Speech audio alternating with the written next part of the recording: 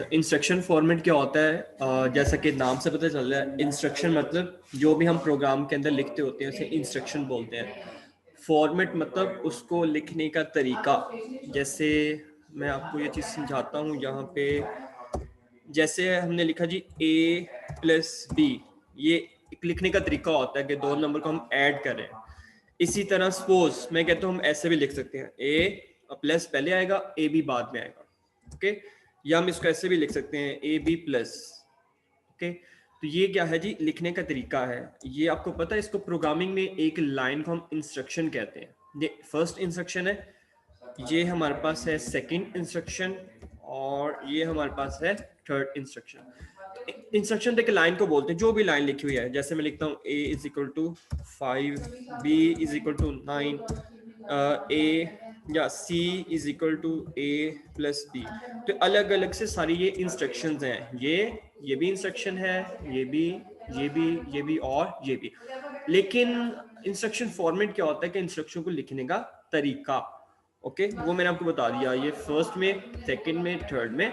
इसी तरह ये भी जो नीचे लिखा हुआ है, ये भी एक तरीका है। वेरिएबल हमेशा लेफ्ट साइड पे आता है, वैल्यू राइट साइड पे। ये भी देखें, वैल्यू कहाँ पे आ रही है जी, राइट साइड पे, और वेरिएबल लेफ्ट साइड पे आ रहा है। ये वो प्लस करने वाला तरीका है। अच्छा, तो हमने अभी पढ़ लिया कि ऑपरेंड क्या होता है। जो वैल्यू होती है वो डायरेक्ट वेरिएबल भी हो सकता है और कांस्टेंट वैल्यू भी हो सकती है। तो ये 4 और ये जो 5 लिखा हुआ है उसको हम कांस्टेंट कहेंगे, ए और बी को हम क्या बोलेंगे, वेरिएबल। और इस पूरे को हम एक नाम दे सकते हैं, वो नाम क्या होगा, ऑपरेंड। ठीक हो गया जी। अब इसको आगे देखते हैं। तो अब देखें इसकी डेफिनेशन क्या होगी। अ computer will usually have a variety of instruction called formats. अभी हम ये पढ़ेंगे, एक फॉर्मेट होता है हमारे पास जो हम फॉलो करेंगे, लेकिन हमारे पास इससे ज्यादा फॉर्मेट्स भी होते हैं। जैसे देखेंगे एक डायग्राम बनी है ना, सिर्फ हमने इसको फॉलो करना है, इसको पढ़ना है, लेकिन हमारे पास इसके अलावा भी बहुत सारे फॉर्मेट्स होते हैं। ये फर्स्ट लाइन में ये लिखा हुआ है, अ computer will usually have a variety of instruction code formats. कि हम प्रोग्रामिंग में या हम कंप्यूटर के अंदर बहुत सारे इंस्ट्रक्शन फॉर्मेट को जो है वो फॉलो कर सकते हैं। लेकिन it is a function of control unit. लेकिन ये किसका फंक्शन है, रिस्पॉन्सिबिलिटी किसकी है, कंट्रोल यूनिट की, जो कि सीपीयू के अंदर होता है, कि वो इंटरसेप्ट करे, मतलब पता लगाए कि इंस्ट्रक्शन क्या है और वो क्या चीज चाह रही है। ये बेसिकली हम ये जो टॉपिक स्किप किया ना हमने, मतलब जो हमारे सिलेबस में नहीं है, वो ये 4 तरह की इंस्ट्रक्शन होती है हमारे पास। ये देखें, डाटा ट्रांसफर इंस्ट्रक्शन। ये इंस्ट्रक्शन ऐसी होती है जो ट्रांसफर होता है डाटा, मतलब जो हम डाटा कॉपी करते होते हैं, उस इंस्ट्रक्शन का एक नाम था डाटा ट्रांसफर इंस्ट्रक्शन। अगर हमने कुछ माइनस, मल्टीप्लाई, डिवाइड इस तरह की कैलकुलेशन करनी होती थी तो उसका नाम था AL instruction. Okay, arithmetical logic instruction. उसके बाद था, अगर हम कीबोर्ड वगैरह से कोई इनपुट ले रहे हैं या स्क्रीन वगैरह पे कोई आउटपुट दे रहे हैं तो उसका नाम क्या था, IO इंस्ट्रक्शन। और एक था कि अगर हम कोई चीज मूव करवा रहे हैं एक जगह से दूसरी जगह पे, या लूप वगैरह यूज कर रहे हैं, तो वो नाम था कंट्रोल ट्रांसफर। तो ये 4 तरह की इंस्ट्रक्शन होती हैं। पता कौन लगाता है कि कौन सी इंस्ट्रक्शन है, वो है किसका रिस्पॉन्सिबिलिटी है, वो कंट्रोल यूनिट की। ओके, जो लाइन लिखी थी ना मैंने पढ़ी थी कि ये कंट्रोल यूनिट का काम होता है कि इंटरसेप्ट करे कि हमारी इंस्ट्रक्शन किस तरह की है। वो इंस्ट्रक्शन हो किस तरह की सकते हैं, 4 टोटल है, ये मैंने अभी आपको बताई। ये पहली, दूसरी, तीसरी और चौथी, इनमें से कोई एक होगी। पता लगाना किसका रिस्पॉन्सिबिलिटी है, कंट्रोल यूनिट की। इसको मार्क करें, ये आपको MCQ आ सकता है कि कौन इंटरसेप्ट करता है इंस्ट्रक्शन को कि किस तरह की है। कंट्रोल यूनिट वो होता कहाँ पे है, CPU के अंदर।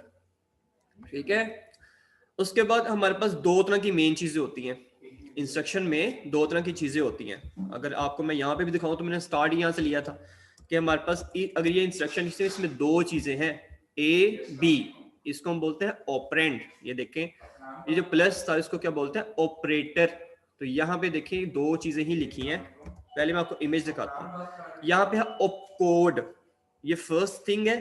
ये ऑपरेंड रेफरेंस 1, ऑपरेंड रेफरेंस 2, ये दूसरी चीज है। मतलब अगर मैं डिफरेंशिएट करूं, ये वाली चीज पहली है, बाकी ये जो पूरा है ना, ये सेकंड चीज है। ये चीज कौन सी है कि किस तरह की इंस्ट्रक्शन है, किस तरह की इंस्ट्रक्शन है, और ये है कि किसके ऊपर अप्लाई करना है। अब ये वाली जो सेम एग्जांपल मैंने आपको करवाई थी, कि प्लस करना है, ठीक है, प्लस करना है, और ये क्या है जी, किसको किसको करना है, ए को और बी को, ठीक है। ये क्या होगा हमारा ऑप कोड, ये क्या होगा ऑपरेंड रेफरेंस 1, ये होगा ऑपरेंड रेफरेंस 2, ठीक है। तो देखिए दोबारा देखिएगा इसको कि ये हमारा ऑप कोड था, मतलब प्लस, ये क्या होगा पहली वैल्यू, ये क्या होगी दूसरी वैल्यू, ठीक है। तो इसकी डेफिनेशन आप करेंगे जी, आप लिखें, स्टार्ट से लिख लें यहाँ से, a computer will usually have a variety of instruction code formats, it is a function of control unit within the CPU to intercept each instruction code and provide the necessary control function needed to process the instruction. ये इतना आप लिखेंगे। उसके बाद अब ये आपको दोनों चीजें लिखनी लाजमी है कि इसमें क्या क्या होता है। एक कोड होता है जिसको हम ऑप कोड कहते हैं, मतलब इंस्ट्रक्शन किस तरह की है, और सेकंड चीज होता है एड्रेसेस ऑफ ऑपरेंड्स। यहां तक लिख दें काफी है, लेकिन अगर ये इमेज बना दे तो बहुत ही ज्यादा अच्छा होगा। ये साथ इमेज भी बना देना तो काफी ज्यादा अच्छा होगा, वरना आप ये पेज नंबर 82 के एंड तक लिख दें काफी है, 2 नंबर आपको मिल सकते हैं शॉर्ट क्वेश्चन के अंदर। उसके बाद इसलिए लिखा हुआ जी, although other things like addressing modes and are also specified, but in most general format the instruction is specified in the format given below। अब कहता है हमारे पास यहाँ पे कितनी चीजें हैं, 2 चीजें हैं, एक ऑपकोड है, सेकंड चीज कौन सी है, उसका रेफरेंस या ऑपरेंड जिसे कहते होते हैं। अब कहता है इसके अलावा एक एड्रेसिंग मोड भी होता है जो अक्सर हम लिख लेते होते हैं इसके अंदर इंस्ट्रक्शन फॉर्मेट के अंदर, वो तीसरी चीज है, लेकिन जो हम पढ़ने जा रहे हैं उसमें वो चीज नहीं आती, तो फिर हमें इसकी जरूरत ही नहीं है। ये वाली जो लाइन है ना वो हमें याद करने की जरूरत नहीं है। क्यों? क्योंकि उसने खुद ही बताया कि एड्रेसिंग मोड भी हम लिख सकते हैं। तीसरी चीज, जैसे 2 आपने यहाँ पे पढ़ी थी, तीसरी चीज भी लिख सकते हैं, लेकिन वो हमारे सिलेबस की पार्ट नहीं है, तो इसलिए हम इसे पढ़ेंगे नहीं। लेकिन आपको ये इमेज लाजमी आनी चाहिए। ये फर्स्ट जो ऑपकोड होता है वो टोटल होता है 4 बिट्स का, मतलब वैल्यू कितनी आ सकती है, 4 बिट्स आ सकती हैं। जैसे कैसे, जैसे अगर मैं प्लस लिख रहा हूँ तो प्लस का भी कोई बाइनरी फॉर्मेट में सिंबल होगा इस तरह करके, और वो कितनी आ सकती है, मैक्सिमम 4 वैल्यूज आ सकती है। उसके बाद जब हम लिखेंगे फर्स्ट वैल्यू, ये देखें फर्स्ट वैल्यू हम लिखेंगे वो कितनी हो सकती है, 6 हो सकती है। जैसे 0 0 1 1 0 0, ये फर्स्ट वैल्यू आ गई। दूसरी वैल्यू भी आएगी जी, जैसे ये। तो ये जो है बेसिकली ये रिप्रेजेंट कर रहा है सिंबल को, जैसे प्लस हो सकता है, माइनस, मल्टीप्लाई, कुछ भी हो सकता है। ये रिप्रेजेंट करेगा पहली वैल्यू को जिसको ऐड करना है, ये होगी दूसरी वैल्यू जिसको ऐड करना है। सपोज मैं आपको ना पहले ऊपर लिख के दिखाता हूँ, जैसे +4 और 6 सपोज करता हूँ मैं, 2 वैल्यूज हैं जिसको हमने ऐड करना है। इसको जब मैं बाइनरी में लिखा तो कैसे लिखा, ये प्लस इस तरह आ गया, 4 इस तरह आ गया और 6 इस तरह आ गया। ये मैंने सपोज किया है, ये एग्जैक्ट वैल्यूज नहीं है। ओके, तो इस तरह से हमने लिखना होता है। ये हमेशा 4 वैल्यूज भी हो सकती है, मैक्सिमम, मिनिमम भी 4 ही होंगे। ये मैक्सिमम और मिनिमम 6 होंगी। ये भी वैल्यूज कितनी होंगी, मिनिमम और मैक्सिमम 6, ना इससे कम ना ज्यादा। तो अब हमने क्या किया जी, ये वाली वैल्यूज कितनी थी हमारे पास, 4। उसके बाद ये वाली वैल्यूज हमारे पास कितनी थी, ऑपरेंड वाली 6। इसके बाद ये वाला ऑपरेंड कितने का था, 6। तो टोटल हमारे पास कितना साइज हो गया, 4 + 6 10, 10 + 6 16। तो अगर आपको एमसीक्यू आए कि आप बताएं कि ये जो इंस्ट्रक्शन होती है उसका टोटल साइज कितना होता है, तो आप बोलोगे 16 बिट्स। लेकिन अगर वो बोले जी खाली मुझे ऑपकोड का बताओ, तो आप बोलेंगे ऑपकोड ये स्टार्ट में होता है वो होता है 4 का। वो पूछे जी रेफरेंस बताओ, जो ऑपरेंड का रेफरेंस होता है, तो आप बोलेंगे 6 + 6 कितना था, 12, तो 12 होता है। लेकिन अगर वो पूछे जी सिर्फ एक ऑपरेंड का बताओ, तो आप बोलेंगे 6। ओके, दोबारा मैं आपको यहाँ से बता देता हूँ। टोटल साइज देखें उसे 16 लिखा हुआ है। अगर खाली ऑपकोड का पूछता है वो कितना होता है, 4। अगर टोटल ऑपरेंड्स का पूछता है तो ये भी 6 का है और ये भी 6, 12 हो गया। वो खाली एक ऑपरेंड का पूछे तो 6, दूसरे ऑपरेंड का पूछे 6, टोटल ऑपरेंड कितना, 12। टोटल पूरा साइज कितना था, 16। ऑपकोड का कितना था, 4। अच्छा, आगे इसकी टाइप्स आ रही है। टोटल हमारी होती है, हमारे पास 4 टाइप्स होती हैं इंस्ट्रक्शन फॉर्मेट लिखने के तरीके। अब वो कैसे देखें, पहले मैं आपको यहाँ से बताता हूँ। मैंने जैसे हमने वो आपको स्टैक याद होगा, स्टैक में से जब हम वैल्यू आउट करते हैं तो हम उसे नहीं बताते कि हमें कौन सी वैल्यू आउट करनी है। ओके, तो इसका मतलब मैंने सिर्फ बताया कि मेरी वैल्यू आउट कर दो, मतलब मेरी वैल्यू पॉप कर दो। मैंने ये नहीं बताया कौन सी वैल्यू आउट करनी है। तो इसका क्या मतलब हुआ, इसका मतलब मैंने ये तो बताया कि मैंने करना क्या है, लेकिन ये नहीं बताया किस पे अप्लाई करना है। तो अगर हम ये बताएंगे कि करना क्या है लेकिन किस पे करना ये नहीं बताएंगे तो इस चीज को बोलेंगे हम जीरो एड्रेस इंस्ट्रक्शन फॉर्मेट।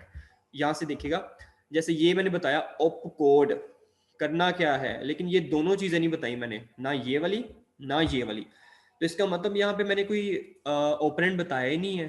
तो अब हम उस इंस्ट्रक्शन को क्या बोलेंगे, तो उसको बोलेंगे जीरो एड्रेस इंस्ट्रक्शन फॉर्मेट। क्या हमने एड्रेस जीरो दिया है, कुछ भी नहीं दिया, कोई एड्रेस ही नहीं दिया, इसलिए हम इसे बोलेंगे जीरो एड्रेस इंस्ट्रक्शन फॉर्मेट।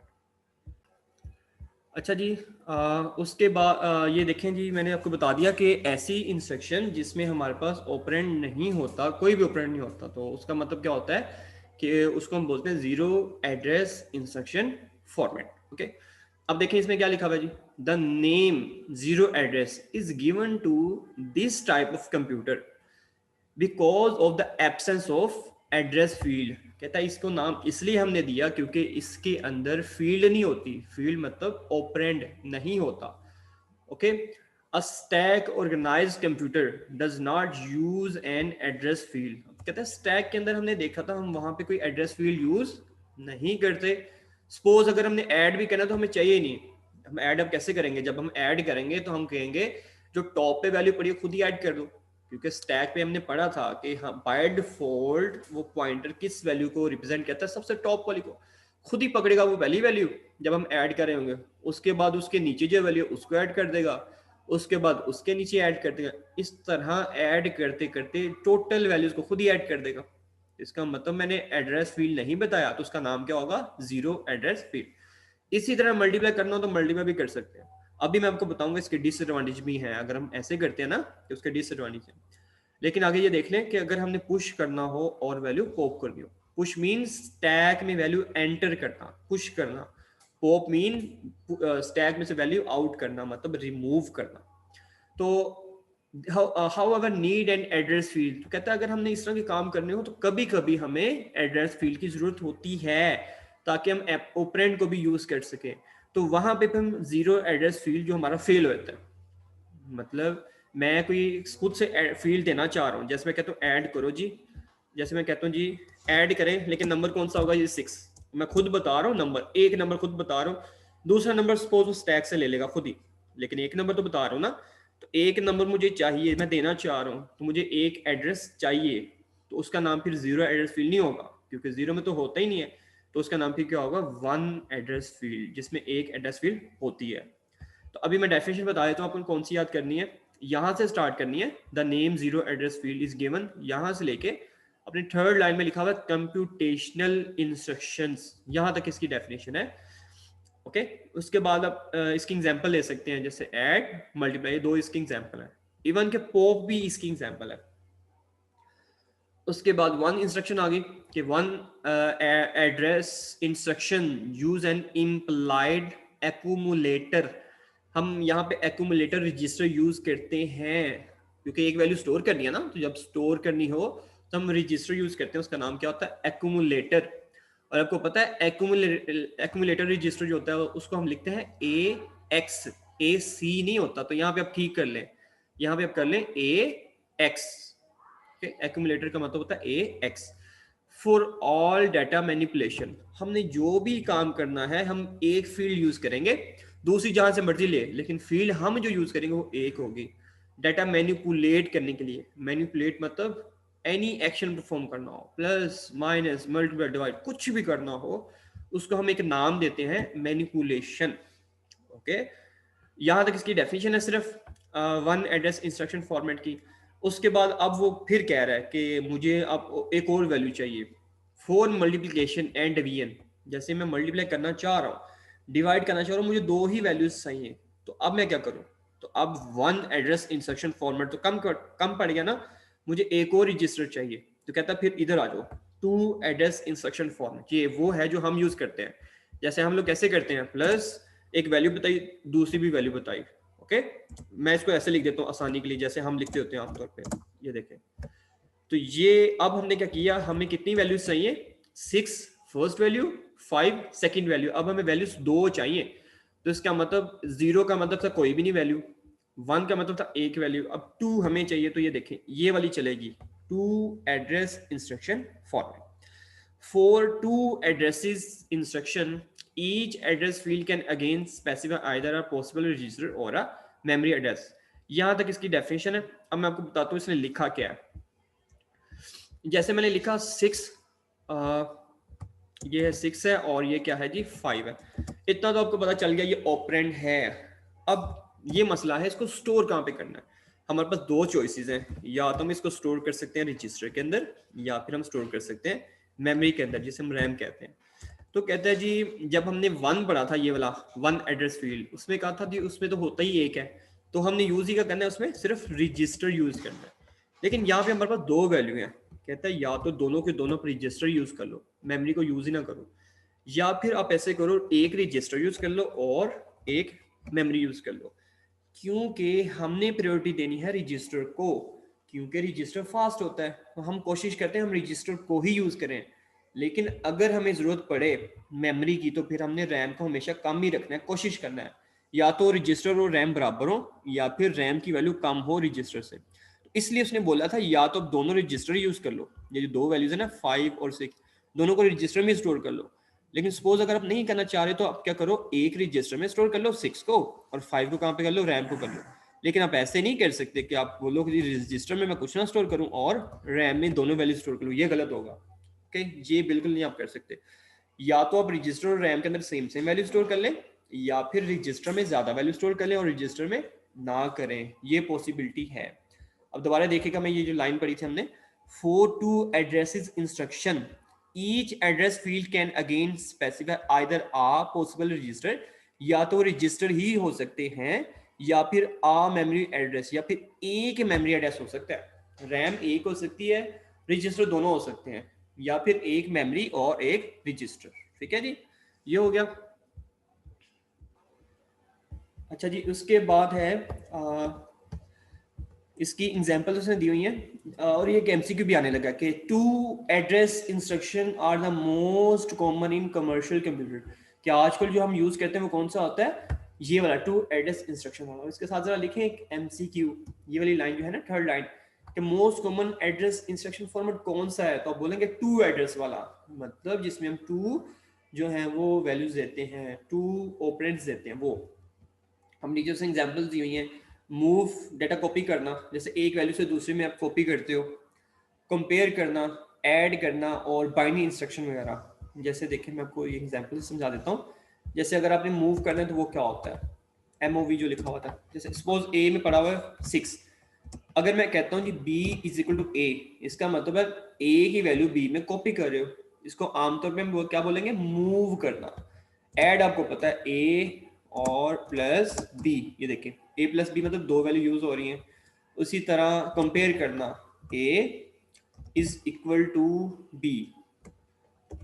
ये देखें, अब यहाँ पे मैं थोड़ा सा आपको ना जो है थोड़ा सा डिफ्रेंशिएट करता हूँ। जब हम बेसिकली वैल्यू स्टोर करते हैं ना, ये सेकेंड ईयर में आप पढ़ोगे, तो वहां पे हम सिंगल वैल्यू यूज करते हैं जब वैल्यू स्टोर करते हैं। लेकिन जब कंपैरिजन करना होता है डबल इक्वल यूज करते हैं। इसका मतलब ये है कि क्या ए की वैल्यू और बी की वैल्यू सेम है, जब ऐसे करना हो तो डबल इक्वल यूज करते हैं, इसको बोलते हैं कंपैरिजन। और अगर आप देखें ए की और बी की वैल्यू सेम है, वो कैसे, क्योंकि ए की वैल्यू 6 और बी में अपने कॉपी क्या किया था, ए ही तो कॉपी किया था, तो इसका मतलब दोनों की वैल्यू सेम है ना, तो इसका आंसर क्या आ जाएगा, यस। ओके, कंपैरिजन ये होता है कि दो चीजों को देखना सेम है कि नहीं है। बाइनरी इंस्ट्रक्शन क्या होता है, कोई भी इंस्ट्रक्शन है उसको हमने बाइनरी फॉर्मेट में लिखना हो, तो मेन तीन चीजें ये हैं हमारे पास, मूव करना, एड्रेस और कंपैरिजन। ये एग्जांपल किसकी है, टू एड्रेस इंस्ट्रक्शन फॉर्मेट के। अच्छा, लास्ट आ गया हमारे पास थ्री एड्रेस इंस्ट्रक्शन। अब हमारे पास थ्री वो होंगे, ऑपरेंड्स होंगे। अच्छा जी, आगे है थ्री एड्रेस इंस्ट्रक्शन। ये क्या होता है, computer with three address instruction format can use each address field. अच्छा, अब पहले उसने वो बात बता दी जो ऊपर हमने पढ़ी है। जैसे हमने यहाँ पढ़ी थी कि हमारे पास या तो रजिस्टर होंगे सारे के सारे, या फिर हमारे पास क्या होगी, मेमोरी यूज होगी। अब टोटल हमारे पास 3 है।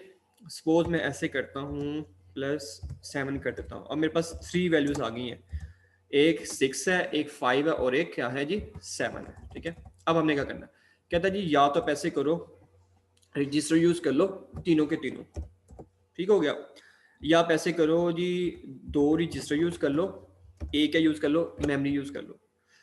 लेकिन इसके अलावा कोई और चॉइस नहीं है आपके पास। आप ऐसे नहीं कर सकते कि जो रजिस्टर है वो भी यूज करो, कितने, वो 1 कर लो, या फिर आप ऐसे करो जी रैम कितनी यूज कर लो, वो 2 कर लो। टोटल तो 3 हो गया ना, लेकिन ऐसे नहीं कह सकते, रजिस्टर कम हो गया ना, रजिस्टर कम नहीं होने देने आपने, रजिस्टर की क्वांटिटी या तो ज्यादा होगी रैम से या बराबर होंगे, बराबर तो हो ही नहीं सकते क्योंकि ये होल नंबर्स हैं। अब ये ऐसे नहीं हो सकता कि 1.5 और 1.5, या तो 1 2 का कंपैरिजन होगा या 2 या 2 1 का या 3 0 का। तो वैल्यू हमेशा इसमें ज्यादा जो होगी वो रजिस्टर में ही आएगी, कम नहीं हो सकती। लेकिन ये होगा क्या, बहुत ज्यादा फास्ट है, देखो 3 वैल्यू को इकट्ठा ऐड करवा रहा है। जैसे मेरे पास क्वेश्चन था इस तरह, जैसे हमने करना था 6 + 5 और उसके बाद जो भी आंसर आया, सपोज मैं इसको ए नाम देता हूँ, ए इज इक्वल टू, उसके बाद बी इज इक्वल टू ए +7। अब ये हो क्या रहा है, पहले इन दो वैल्यूज को ऐड कर रहा है, वो ए में स्टोर करेगा, फिर उसी वैल्यू को 7 में ऐड करके बी में स्टोर कर दिया। 2 स्टेप्स में काम हुआ है, लेकिन यहाँ पे क्या हो रहा है, सारा काम एक ही स्टेप पे हो गया, आंसर किस में आ गया, जैसे सी में आ गया। ओके, तो इसमें क्या हो रहा है, स्पीड से काम हो रहा है लेकिन मेमोरी वेस्ट होगी। मेमोरी कैसे, इसमें ए भी यूज हो रहा है और बी भी यूज हो रहा है, 2 वेरिएबल यूज हो रहे हैं यहाँ पे देखें। लेकिन यहाँ पे क्या हो रहा था, सिर्फ एक वेरिएबल यूज हो रहा है। ओके, लेकिन ये जो मेमोरी ये यूज कर रहा है, ये उसके बाद ये इकट्ठी यूज कर रहा है ना, यहाँ पे तो ऊपर तो 2 यूज हो रही थी सेम टाइम पे, लेकिन यहाँ पे मेमोरी ज्यादा यूज कर रहा है सेम टाइम पे। तो अगर आपके पास मेमोरी ज्यादा हो तो फिर ये वाला यूज कर लें, क्योंकि ये आपको रिजल्ट जल्दी देगा।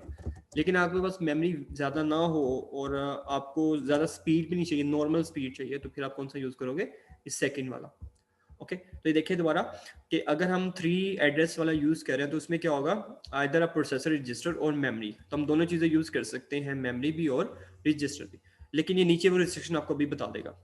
पहले उसे पढ़ लेते हैं, इसका एडवांटेज क्या है। एडवांटेज इसका ये है कि it result in short program, मतलब इसका रिजल्ट शॉर्ट प्रोग्राम में आएगा, मतलब जल्दी आएगा।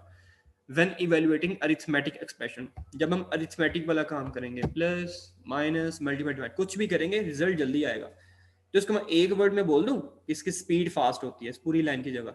ये इसका एडवांटेज है, स्पीड क्या होती है, फास्ट। डिसएडवांटेज देखें जिसका क्या है, क्योंकि हम सारा काम करते हैं बाइनरी की फॉर्म में, 0 1 की फॉर्म में, तो इसको बहुत ज्यादा बिट्स चाहिए। बिट्स मतलब वैल्यू स्टोर करनी है, तो मेमोरी चाहिए, तो मेमोरी इसका डिसएडवांटेज है, स्पीड इसका एडवांटेज है। Okay, advantage speed, disadvantage memory waste. अब वो जो ऊपर उसने बोला था, मैंने आपको समझाया था कि इसमें या तो इतने रजिस्टर होंगे या इतनी मेमोरी होगी, वो ये लिखा हुआ है, the instruction format in the computer use are restricted. किसमें लिमिटेशन है क्या, या तो तीनों के तीनों रजिस्टर यूज कर लो, या फिर क्या कर लो, 2 रजिस्टर और 1 मेमोरी जो एड्रेस फील्ड है वो यूज कर लो। ओके, तीनों के तीनों रजिस्टर या फिर 2 रजिस्टर और एक मेमोरी यूज कर लो। ठीक है, तो ये था आज का टॉपिक, कोई इसमें क्वेश्चन है तो पूछ लें।